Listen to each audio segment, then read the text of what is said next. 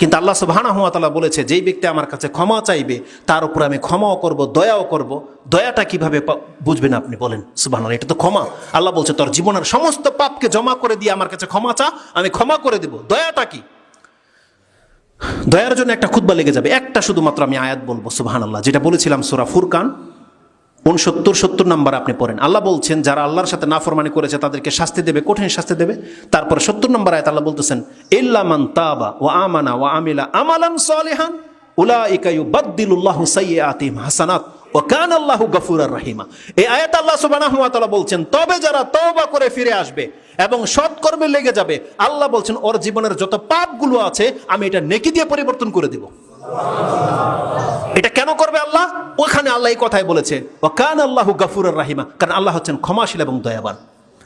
একটা আমাদেরকে আল্লাহ ক্ষমা করে দেবে এটা এলান করা হয়েছে, আর আল্লাহ বলছেন কোনো ব্যক্তি যদি আল্লাহর কাছে ক্ষমা চায় তার জীবনের সমস্ত পাপের পৃষ্ঠাগুলো আল্লাহ নেকি দিয়ে পরিবর্তন করে দেবে। এটা হচ্ছে আল্লাহর দয়া। আর এই ঘটনাটা ঘটবে কখন জানেন? একটা নাজোয়া হবে আল্লাহর সাথে, প্রত্যেক বান্দার নাজোয়া, মানে গোপন বৈঠক। এই হাদিসটি ইমাম বুখারী এবং মুসলিম এনেছে। আমি যদি এখানে নোট করে থাকি তো নাম্বারে সহ আপনাকে আমি দেখাবো। আল্লাহ সুবহানাহু ওয়া তাআলা নাজোয়া সম্পর্কে আমি ভেবেছি এটা পরবর্তী খুতবায় আপনাকে বলবো ইনশাআল্লাহুল আজিজ।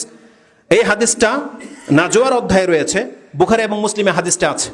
আল্লাহ সুবহানাহু ওয়া তাআলা প্রত্যেক ব্যক্তি, আব্দুল্লাহ ইবনে ওমর তার বর্ণনাকারী, তিনি হজের মধ্যে তাওয়াফ করছিলেন, তখন এক ব্যক্তি জিজ্ঞেস করেছিলেন যে আপনার কাছে কি নাজোয়া সম্পর্কে কোনো হাদিস পৌঁছেছে? তখন তিনি বলেছিলেন যে আল্লাহ সুবহানাহু ওয়া তাআলা ইউদুনুল মুমিন আও ইয়াদুনু মুমিন ইলা রাব্বিহি, মুমিন তার রবের নিকটবর্তী হবে, আর বলা হয়েছে মুমিনকে আল্লাহর নিকটে নিয়ে নেওয়া হবে।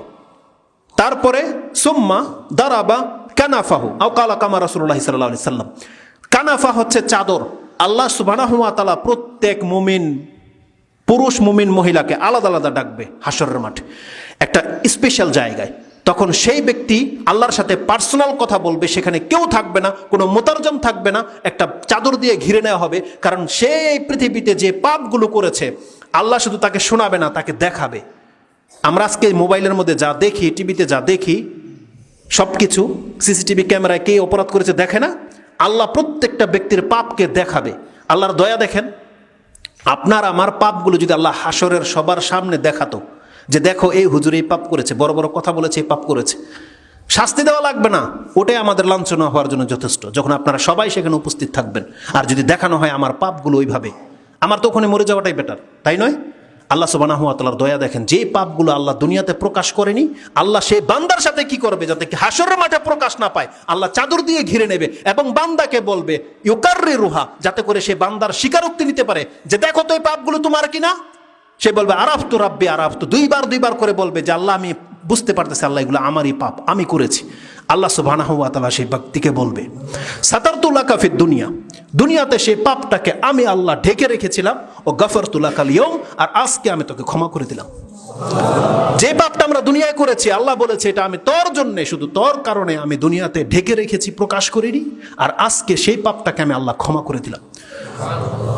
তারপর সেই পৃষ্ঠাগুলো, আমল নামাগুলোকে ফোল্ডিং করে তার ডান হাতে ধরিয়ে দেওয়া হবে, নেকি দিয়ে পরিবর্তন করে দিয়ে, সুবহানাল্লাহ, ডান হাতে ধরিয়ে দেওয়া হবে। সেই ব্যক্তি হাসরের মাঠে ওই বেরিয়ে এসে বলবে হা উমুকরাউ কিতাবিয়া ইন্নী জানানতু আন্নী মুলাকিন হিসাবিয়া ফাহুয়া ফি আইশাতির রাদিয়া। আল্লাহ বলছেন এই ব্যক্তি বলবে আসো দেখাই, এই যে আমার কিতাব আল্লাহ আমাকে ডান হাতে দিয়ে দিয়েছে, দেখো কত নেকি আর নেকি, কিন্তু সব পাপ মিটিয়ে দিয়েছে আল্লাহ সুবহানাহু ওয়া তাআলা।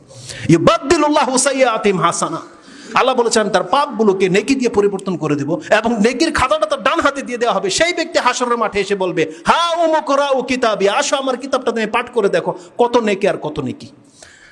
এটা হচ্ছে আল্লাহ সুবহানাহু ওয়া তাআলার দয়া। অতএব আল্লাহ সুবহানাহু ওয়া তাআলার কাছে আমরা যেন এক্ষুনি ক্ষমা চেয়ে নিই যে আমাদের জীবনের সমস্ত পাপগুলো যেন আল্লাহ ক্ষমা করে দেয়। কোনো অবস্থাতে যেন কোনো ব্যক্তি আল্লাহর থেকে নিরাশ না হয়ে যায়, কোনো মধ্যস্থতাকারী লাগবে না। এটা হচ্ছে দ্বিতীয় পয়েন্ট বলেছি। তৃতীয় পয়েন্ট কি বলেছিলাম? এই হাদিস এবং দলিল থেকে দিয়ে আল্লাহর দয়া এবং ক্ষমায় শুধু আপনাকে দেখায়নি, এখানে কয়েকটি সূক্ষ্ম দিক ছিল। সেটা কি? আল্লাহ কয়েক জায়গায় এই কথাটা বলেছে। কি বলেছে? যেই ব্যক্তি খারাপ কাজ করবে, মাইয়া আমাল সুআন আও ইয়াজলিম নাফসা, তারপরে কি করণীয়?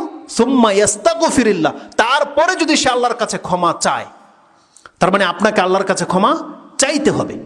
যদি আপনি ক্ষমা চান তার জন্য এই ব্যবস্থা, কিন্তু কোনো ব্যক্তি যদি আল্লাহর কাছে তওবা করে ফিরে না আসে, ক্ষমা না চায়, তার জন্য কিন্তু এই অপশন আল্লাহ রাখিনি। এটা হচ্ছে ওই ব্যক্তির জন্য জীবনের যার পাপ হয়ে গেছে, সে যদি এই দুনিয়াতে আল্লাহর কাছে ক্ষমা চেয়ে নেয়, আল্লাহ বলছেন সেই ব্যক্তির যত পাপ আছে আমি আল্লাহ ক্ষমা করে দেব। ক্ষমা চাইতে হবে। আপনি জানেন আল্লাহর কাছে একবার বললে আল্লাহ ক্ষমা করে দেয়। আদম আলাইহিস সালামের পাপ, আল্লাহ বলতেছেন ফাতালাক্কা আদামু মির রাব্বিহি কালিমাত। আদম তার রবের কাছ থেকে কয়েকটি কথা শিখে নিল আর তা দিয়ে আল্লাহর কাছে ক্ষমা চাইলো। এই আয়াতটা আল্লাহ সূরা বাকারার 37 নম্বর আয়াতে উল্লেখ করেছেন। দোয়াটা যেটা ছিল সেটা আপনি সূরা আরাফ 7 নম্বর সূরার 23 নম্বর আয়াতে পেয়ে যাবেন। তারা বলেছিল রাব্বানা যালামনা আনফুসানা ওয়া ইল্লাম তাগফির লানা ওয়া তারহামনা লানাকুনান্না মিনাল খাসিরিন। এটা ছিল দোয়া। যেমনি আদম বলেছে ফাতালাক্কা আদামু মির রাব্বিহি কালিমাতিন ফাতাবা আলাই, আল্লাহ বলছেন যেমনি এটা বলেছে ফাতাবা আলাই, আল্লাহ তার তওবাকে কবুল করে নিয়েছিল।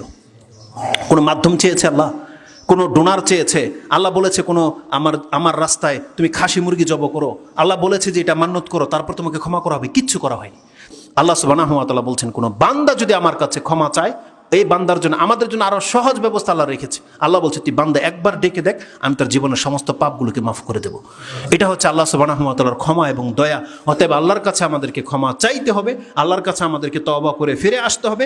আল্লাহ সুবহানাহু ওয়া তাআলার কাছে আমরা দোয়া করি, আল্লাহ তুমি আমাদেরকে তওবা করার তৌফিক দান করে দাও। আল্লাহ ফেরাউনের মতো যেন আমাদের অবস্থা না হয়, সময় থাকতে যেন আমরা তওবা করতে পারি। আল্লাহ সেই ভাগ্যবানদের অন্তর্ভুক্ত তুমি আমাদেরকে করে দাও এবং মরার পূর্ব মুহূর্তে যেন তোমারই বান্দা হয়ে পৃথিবীতে বেঁচে থাকতে পারি এবং আল্লাহ সুবহানাহু ওয়া তাআলা মরার সময় আমরা যেন তোমার কালেমা পাঠ করে মরতে পারি। আল্লাহ তুমি আমাদেরকে সেই তৌফিক দান করো।